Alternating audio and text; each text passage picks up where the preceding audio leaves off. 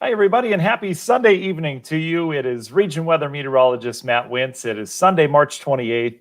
Hope you had a good weekend. We had lots of wind around the region. We've had some topsy-turvy temperatures over the last couple of days as well, and we're going to have more of that this week. So we're going to talk about not just the week ahead, but we've got a couple things to focus on: a midweek storm system and a really nice extended forecast. I can't wait to share with you. So go ahead and grab some tart cherry juice or whatever happens to be, and buckle up, because we're going to go through the next 7 days here on this Sunday night edition of Region Weather Live.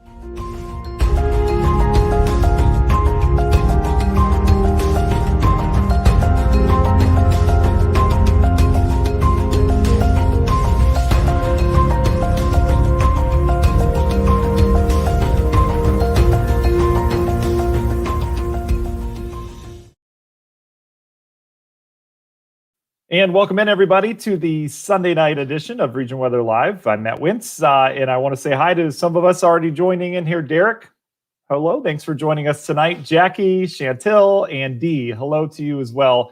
Chantil is joining us on our YouTube page, so we're also on there if you prefer the YouTube channel over our Region Weather channel. Certainly, that's a place to go as well. So I hope you had a good weekend. Obviously, we're getting closer and closer to spring. It is now almost April. I mean, we're a couple days away from April.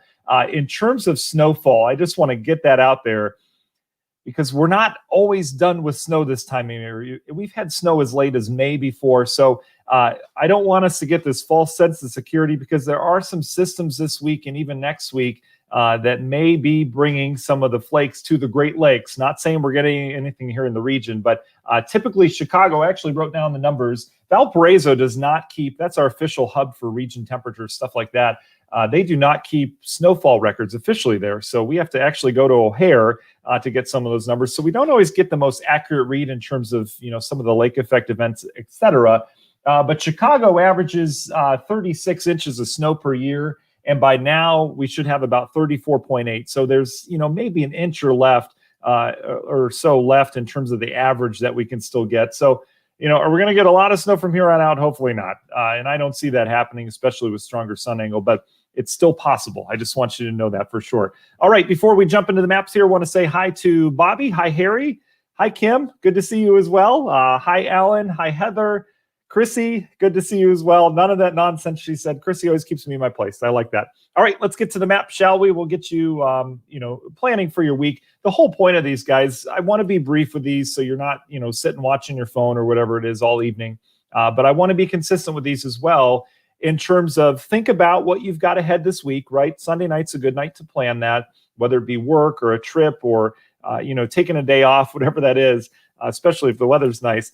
But I want you to think about, what you've got planned, and then I want to match up the weather to that. That way you don't have any surprises this week, and you get kind of a big picture view of what the weather is going to be doing here in Northwest Indiana this week. So that's the whole point. All right, let's go full screen. Here's what we're going to be dealing with.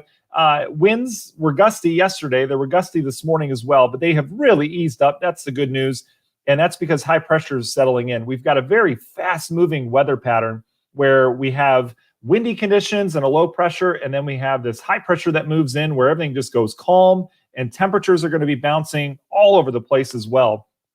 So kind of crazy in terms of these up and downs, but that's called spring. So what you're seeing here are dry conditions tomorrow. We are going to have quite a bit of sunshine, but watch what happens later in the day. You see all these lines start to gather. Those are the isobars we always talk about, or lines of equal pressure. And when you have them all tightly packed like that, that means it gets windy. And so what we're going to see tomorrow is a light wind to start. And by afternoon and evening, we're going to see a gusty wind. And that wind is going to be coming out of the south and west, which is a very warm place this time of year, right? Down in Texas, Mexico, that's where we want our air coming from if you want warm air.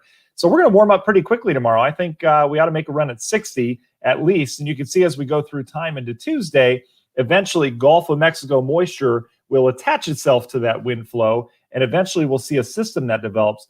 Now, the interesting thing about this system, this is late Tuesday, so tomorrow we're dry, but late Tuesday, the system's really developing over us. So you can see how some of that rain on radar will likely blossom later in the day on Tuesday. We'll see increasing clouds as well, but we're not going to get a lot of rain out of this one. In fact, the majority of this is going to be off towards the east as it really gets going.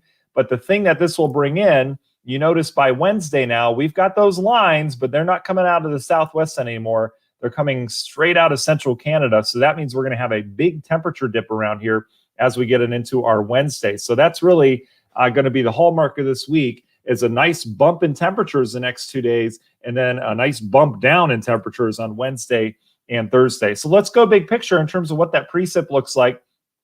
Here goes this system heading on out today. You can see this is pretty much a similar thing you just saw on the NAM model, is that we are dry tomorrow. We've got warming winds, and those will continue into Tuesday. Here's what the Euro is saying about that system. Again, the bulk of it developing off towards our east, but we will get some rain around here late Tuesday into Wednesday morning. Watch what happens off towards our east, though. It starts to mix with and develop some lake effect snow Wednesday night and Thursday as a real cold chunk of air comes across those lakes. And you can see there, this is the reason why I talked snow at the beginning of this. Yeah, could we have some lake effect flurries in LaPorte County, maybe Porter County? Maybe. That would be Wednesday night, Thursday morning. Is it going to be a big deal? Not at all. I don't think there's going to be enough moisture left over. And you can see how brief that is. Perhaps settling a little bit further south with some more snow showers Thursday. But bottom line, there could be some flakes flying around on Thursday. It will be much colder. This is literally a lobe of the polar vortex coming down, which happens all the time. Not a big deal, right? But it'll certainly turn things colder around here on Thursday. And then we recover, and this is really the way I want to send you all off to bed tonight. Next weekend just looks fantastic at this point. Could things change? Sure. But I'm telling you what, it looks great. So we get the cold air and a big high pressure in here Thursday. Friday, I'm going to call it a recovery day because what we'll do is kind of be bouncing between the cold and trying to recover those temperatures. So we'll likely fall in the 40s or 50s. And then look at next weekend. Look at this. This is a nice warming wind out of the southwest. There's no rain around on Saturday. We continue that wind out of the southwest Saturday into Sunday. And really not a lot of systems to talk about, but that warm air kind of sticking around as we get into next week. Now, the GFS model has us even warmer next week or next weekend into the following week. So we'll have to see what holds true there. So last thing I like to show you guys are the temperatures. We're going to go back through time here and take a look at these. And I'm going to zoom in for you so you can see it even better. We'll zoom right into Indiana here so you can see, whatever town you're in right now, or just the general consensus of temps across the state. So here are our highs tomorrow. I mentioned we're going to have a warming wind. Still cold off towards the east, but we ought to make a run at 60 tomorrow. I would say probably 62, 63 for a high. And keep in mind, we'll have some nice sunshine for your Northwest Indiana Monday. And then Tuesday, we keep that warming wind going. So you can see we're well up into the 60s. We may even have some 70-degree readings down Rensselaer, heading down into areas of Stark County, maybe Knox, up towards South Bend, may even hit, close to 70. But it'll be a nice day on Tuesday. But keep in mind, we'll have some rain developing. Tuesday night, though, that's when the bottom falls out with these temps. Look at that sharp drop that we have going into Wednesday morning.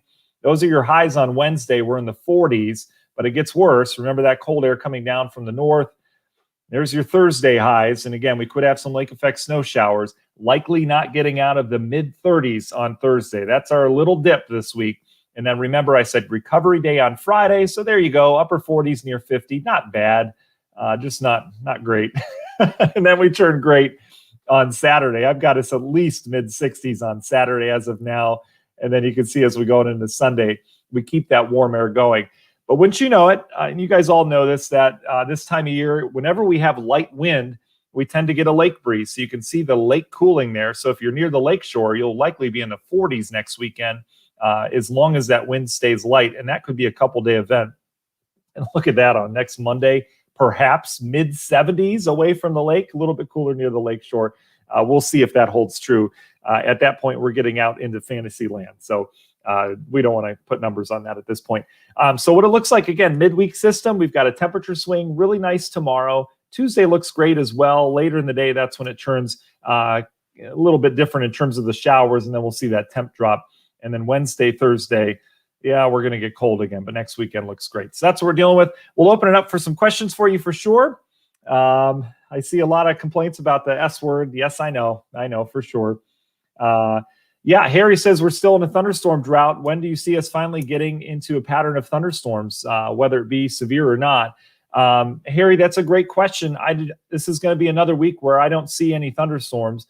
April tends to be the month for us. March, we can get the storms in here, but we don't often have these big surges in temps and dew points, which is the moisture, the humidity. We often don't have that in March, right? It becomes a lot more prevalent in April, where we're getting the humidity, we're getting a surge of temps, and we're still battling cold air from Canada. So just give it time, buddy. I think April, especially in the La Nina pattern that we're in right now, that often brings a lot of storm systems through here, especially the eastern and Tennessee Valley.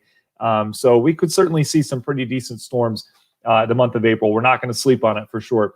And, the last couple of years, summer has provided some real decent storms, not just with the lake breezes, but we've seen, some of our robust thunderstorms development or severe storms develop in the summer as well. So, we can't sleep on it this time of year, but certainly nothing in the next 7 days that would be severe weather worthy here across the region.